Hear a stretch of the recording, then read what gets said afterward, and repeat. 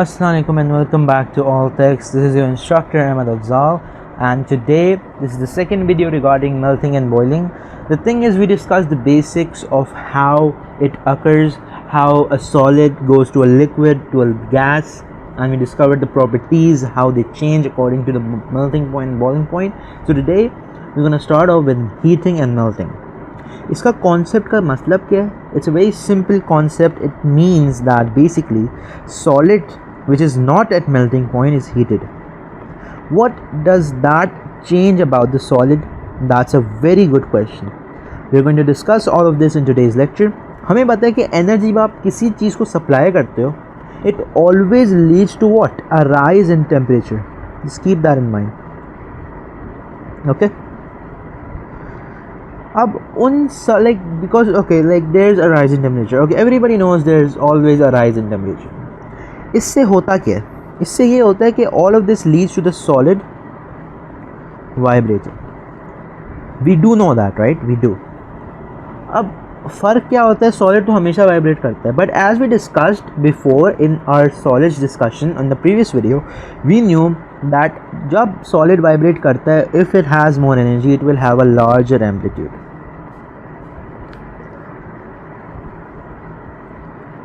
अब ये जो मैंने आपको बताया ये कंटिन्यू होता रहेगा. It won't stop at all. This will continue until the melting point. अब उसके बाद क्या फ़र्क होता है? उसके बाद ये फ़र्क होता है everything at the melting point, everything, every process it becomes constant. और ये बहुत इंपॉर्टेंट पॉइंट है. I know listening to this and hearing this and reading this in like text form isn't going to be so intuitive और आपको थोड़ा मसला होगा इस चीज़ को समझने में. But let's move on. Let's discuss के होता क्या है after we supplied at melting point. So let's move on.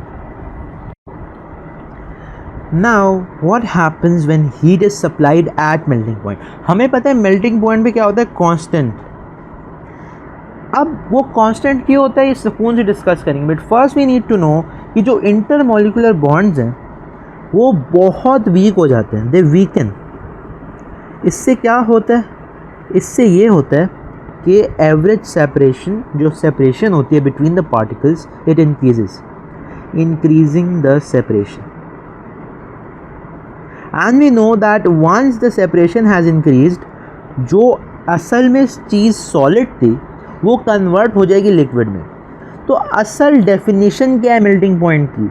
हमें पता है इट्स अ कांस्टेंट टेम्परेचर जो 100 डिग्री सेंटीग्रेड होता है for water, where a substance is exist in both, and I repeat,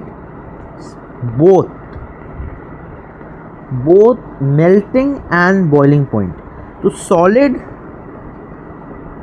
and liquid state में अगर कोई भी सब्सटेंस है, उस पॉइंट को हम बोलेंगे मेल्टिंग पॉइंट. वो एक कांस्टेंट टेम्परेचर जहाँ पे दोनों सॉलिड है और लिक्विड है. ये दिमाग में रखना ज़रूरी है. Let's move on to heating and boiling and then I will show you this heating curve which will help you understand the concept even better. Let's discuss heating and boiling. ये भी बहुत मज़े का कॉन्सेप्ट है और समझना बहुत important है. हमें पता है कि अब सॉलिड से लिक्विड कन्वर्जन हो गई है, तो जो लिक्विड है जो अभी तक बॉइलिंग पॉइंट में नहीं आया, अगर हम उसको हीट करें तो क्या होगा? हमें पता है कि जो एनर्जी हम सप्लाई करेंगे वो हमेशा एक राइज इन टेम्परेचर को लीड करेगी. We know that because every time we supply energy it converts into heat and it causes a rise in temperature. Okay, we know that. अब इस सब से क्या होता है? इस सब से ये होता है कि vibrational and translatory motion increases. Okay, उससे क्या होता है? This increases evaporation. And now this is a very important point, increasing evaporation. Translatory motion अगर आप भूल गए, it's basically how liquids drop their particles from one cluster to another. Translatory motion is that. So if you want to revise that motion, you can turn the lecture on for convection and the previous one. Okay, let's move on. इस evaporation जो हम आगे इंशाल्लाह किसी और lecture में discuss करेंगे, उससे क्या होता है? उससे ये होता है कि जो सारे प्रोसेस हैं वो कंटिन्यू हो रहे हैं अंटिल बॉइलिंग पॉइंट तक. अब बॉइलिंग पॉइंट के बाद क्या होता है? बॉइलिंग पॉइंट के बाद everything is constant. We all know that.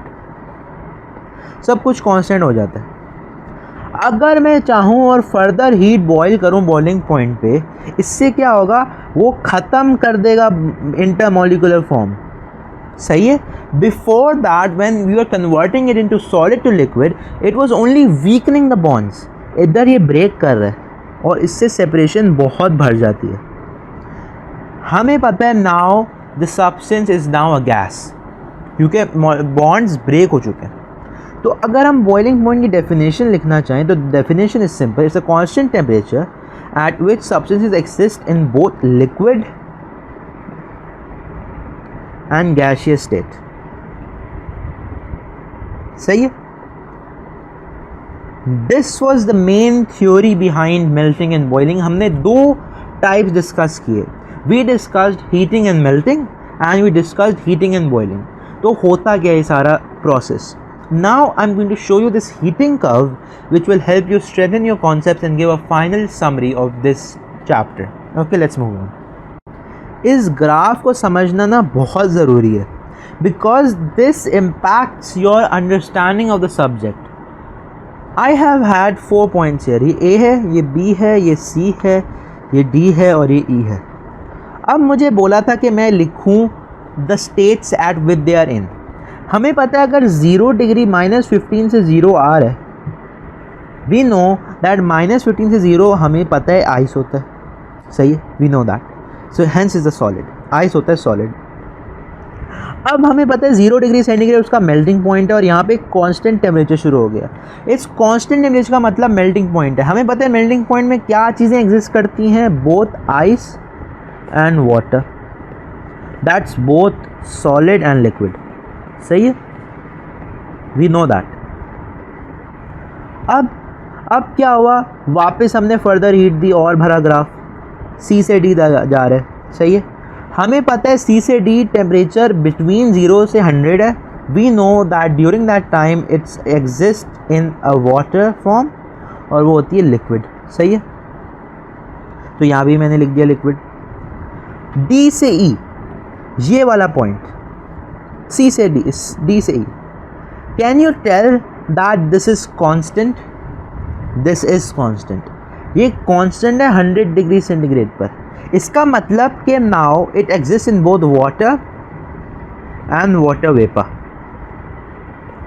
और हमें पता है ये बोथ लिक्विड है और गैस है।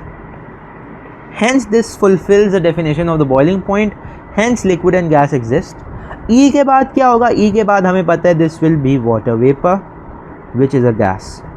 Okay, so this wraps up our entire concept regarding how things work in a heating cup of water. -15 degree centigrade का 100 डिग्री प्लस का जो जर्नी है वो आपको मैंने डॉक्यूमेंट कर दिया इस छोटे से ग्राफ में। तो thank you so much for watching this video. I hope everything got crystal clear and hopefully we'll move on to a new chapter inshallah in the next class. So thank you so much for watching. Have a great day. Allah Hafiz, signing out.